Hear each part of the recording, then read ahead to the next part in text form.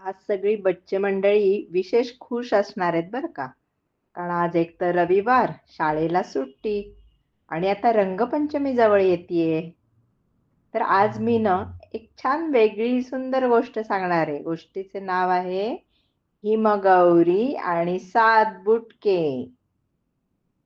एका राज्यात एक राजा आणि त्याच्या 2 राण्या असे सुखाने संसार करत होते.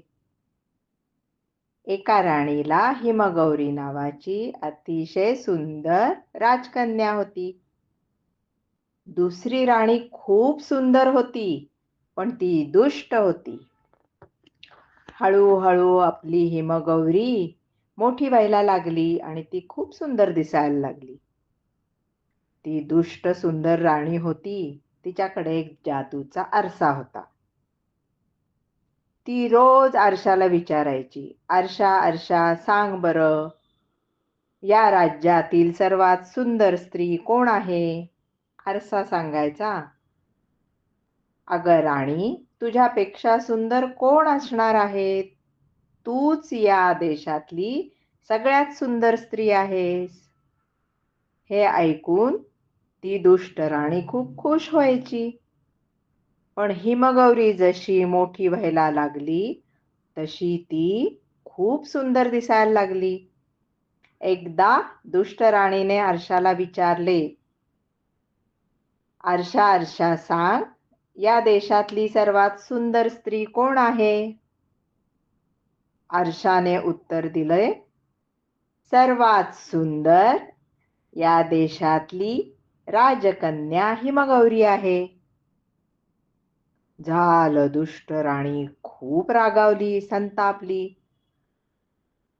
तिने 2 शिपायांना बोलवले आणि त्यांना सांगितले, हिमगौरीला दूर रानात नेऊन सोडा, तिला मारून टाका. शिपाई बिचारे छोट्या हिमगौरीला घेऊन रानात गेले. पण ते 2 शिपाई खूप दयाळू होते.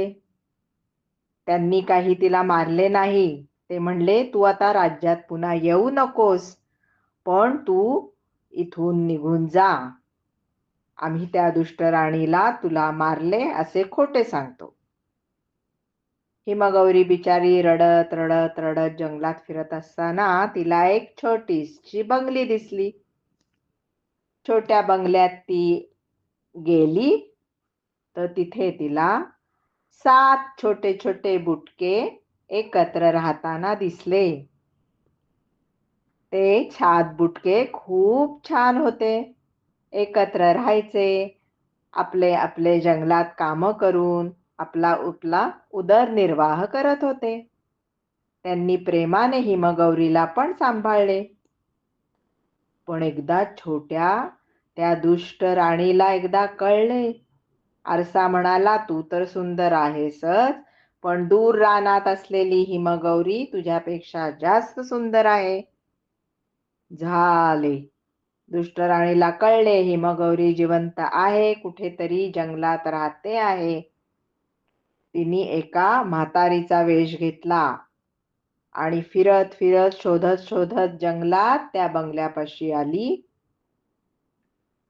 एक सफरचंद तिने विष लावून आणले होते. सफरचंद विकायला म्हणून ती त्या बंगलीपाशी आली. हिमगौरीला खिडकीत पाहिले आणि म्हणाली, मुली, मी छान सफरचंद आणली आहेत, घे तुला सुंदर सफरचंद खायला. म्हणून विष लावले सफरचंद हिमगौरीच्या हातात दिले. तिने काही ओळखलेच नाही. हिमगौरीने ते सफरचंद खाल्ले आणि ती बेशुद्ध झाली. संध्याकाळी 7 बुटके काम करून घरी परत आले. पाहतात तो हिमगौरी बेशुद्ध पडलेली. त्यांना खूप वाईट वाटले. त्यांनी एका काचेच्या पेटीत तिला ठेवले आणि ती पेटी बाहेर ठेवून तिच्या भोवती रडत बसले. तिकडून एक राजकुमार जंगलात शिकारीला चालला होता. त्यांनी 7 बुटक्यांचे रडणे ऐकले. त्यांना शोधत शोधत तो तिथपर्यंत आला. पाहतो तो काचेच्या पेटीत एक सुंदर राजकन्या झोपलेली आहे. 7 बुटक्यांनी सगळी कथा सांगितली. राजकुमाराने पेटी उघडली आणि हिमगौरीला हात लावताच हिमगौरी शुद्धीवर आली. सगळ्या जणांना खूप आनंद झाला.